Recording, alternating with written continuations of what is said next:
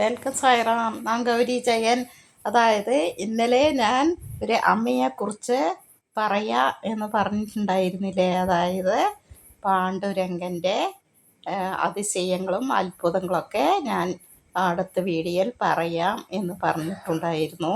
അതായത് ഇന്നലെ കുറച്ച് കാര്യങ്ങളൊക്കെ വിറ്റിലെക്കുറിച്ച് പറയുന്നുണ്ടായിരുന്നു. ഇതാണ് വെങ്കടാചലപതി ശ്രീകൃഷ്ണ ഭഗവാനായ ഈ വിറ്റൽ. അതായത് പണ്ഡരിപുരം എന്ന് പറയുന്ന പണ്ഡരിപുരം, പണ്ഡരിപ്പൂർ, സോളാപ്പൂർ എന്നൊക്കെ പറയാം.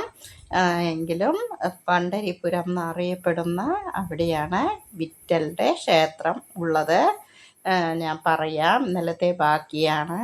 അതായത് ഒരു ദാസി ഉണ്ടായിരുന്നു ആ നാട്ടിൽ. ദാസി എന്ന് പറഞ്ഞാൽ നിങ്ങൾക്കറിയാമല്ലോ, ഞാൻ പറയേണ്ടതില്ലല്ലോ. അങ്ങനെ ആ ദാസിക്ക് ഒരു മോളുണ്ടായിരുന്നു. ആ മോളുടെ പേരാണ് കാണോപതി എന്നായിരുന്നു ആ മോൾക്ക് പേര്. കുഞ്ഞ് ഒരു 13-14 വയസ്സൊക്കെ ആയി തുടങ്ങി.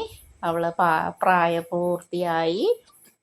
അങ്ങനെ ഇരിക്കെ അവൾ പിന്നെ നിങ്ങൾക്കറിയാമല്ലോ, ദാസിയുടെ മോളാണെന്ന് പറയുമ്പോൾ എത്രത്തോളം വേദനകളും കഷ്ടകഥകളും ഒക്കെ ഉണ്ടാകുമെന്ന് നമ്മൾ പറയാതെ തന്നെ അറിയാൻ പറ്റുന്നതാണല്ലോ. അങ്ങനെ ഇരിക്കുമ്പോഴാണ് പിന്നെ അവരുടെ അമ്മ പറയുമായിരുന്നു, നീ വിവാഹം കഴിക്കണം എന്നൊക്കെ പറയുമായിരുന്നു. അപ്പോൾ ആ കാണോപതി എന്ന് പറയുന്ന ആ മോള്, എനിക്ക് ആരും തന്നെ വേണ്ടിയത് ഇല്ല, എനിക്ക് എൻ്റെ വിറ്റൽ മാത്രം മതി, ഞാൻ വിറ്റൽ മാത്രമാണ് എൻ്റെ ശ്വാസം, വിറ്റലിൻ്റെ നാമം എപ്പോഴും അവൾ ജപിച്ചു കൊണ്ടേയാണ് ഇരിക്കുന്നത്. ഭഗവാനല്ലാതെ അവൾക്ക് വേറെ ഒന്നുമില്ല. അവൾ നല്ല മോളെ തന്നെയാണ്. അവൾ എപ്പോഴും ഭഗവാനെ വിചാരിച്ചുകൊണ്ട് നാമം ജപിച്ചിട്ട് അങ്ങനെ പോയിക്കൊണ്ടിരിക്കുകയാണ്. എങ്കിലും അവൾ ഒരു ദാസിയുടെ മോളാണ് എന്ന് പലർക്കും ഒരു താല്പര്യം, അവളെ സ്വന്തമാക്കണം എന്ന് താല്പര്യം. അത് ഭഗവാനോട് അവൾ പറഞ്ഞ് കരയുകയായിരുന്നു എപ്പോഴും. അങ്ങനെ കുറേയൊക്കെ കടന്നു പോയിക്കൊണ്ടിരുന്നു. ഇതൊക്കെ വിറ്റലിൻ്റെ ഫോട്ടോയാണ് ഞാൻ കാട്ടിക്കൊണ്ടിരിക്കുന്നത്, നോക്കൂ. അങ്ങനെ കുറേയെല്ലാം കടന്നു പോയിക്കൊണ്ടിരുന്നു. അവൾക്ക് പിന്നെയും ഒരുപാട് ഉപദ്രവങ്ങളൊക്കെ വന്നു തുടങ്ങി. അങ്ങനെ ഇരിക്കെ നമ്മൾക്ക് ഈ ജീവിതം തന്നെ വേണ്ട, നമ്മൾക്ക് ജീവിതം അവസാനിക്കാം, ഇനി നമ്മൾ ഇരുന്നിട്ട് കാര്യമില്ല, നമുക്ക് വിറ്റലെ മാത്രമാണ് എനിക്ക്, എൻ്റെ ശ്വാസം കാണുന്നതെല്ലാം വിറ്റലല്ലാതെ എനിക്ക് അപ്പുറത്ത് ഒരു ജീവിതം ഇല്ല എന്ന് പറഞ്ഞിട്ട് കാണോപതി തൂണിൽ തൻ്റെ തല മുട്ടി നമ്മുടെ ജീവൻ മതിയാക്കാം എന്ന് വിചാരിച്ചുകൊണ്ട് അവൾ ഒരു തൂണിൽ പോയി തൻ്റെ തലകൾ ഇടിച്ച് മരിക്കാം എന്ന് തീരുമാനിച്ചിരിക്കുമ്പോഴാണ് ഭഗവാൻ വിറ്റൽ, അതായത് വെങ്കടാചലപതി നേരിൽ വന്ന് അവൾക്ക്, എന്തിനാ ഇങ്ങനെ ചെയ്യുന്നത്, നീ ഇങ്ങനെ ചെയ്യരുത്, നീ ജീവിക്കണം എന്നൊക്കെ പറയുകയായിരുന്നു. അപ്പോൾ അവൾ, ഇല്ല, എനിക്ക് എൻ്റെ ഭഗവാനല്ലാതെ എനിക്ക്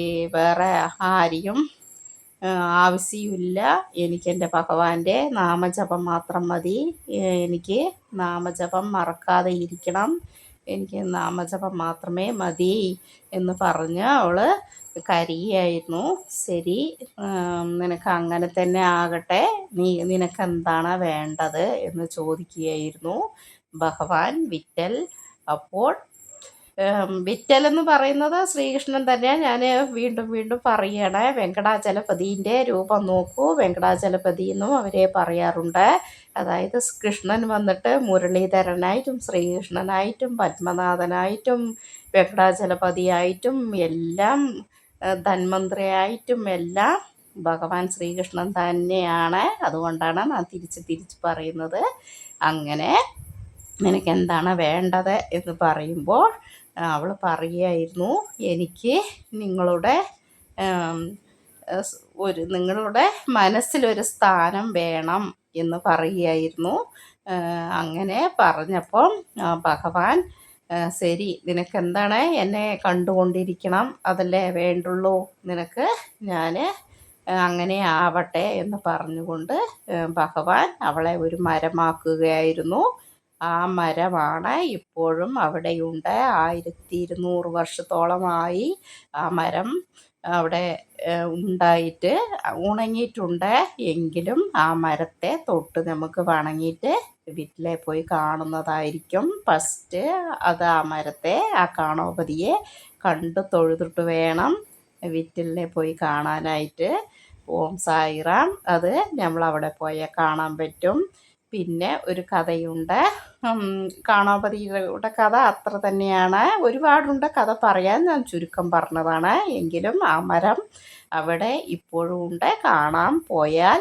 പിന്നെ സായിബാബ വിറ്റലായി മാറിയത് എങ്ങനെയാണ് എന്നുള്ളതാണ് ഞാൻ പറയാൻ പോകുന്നത്.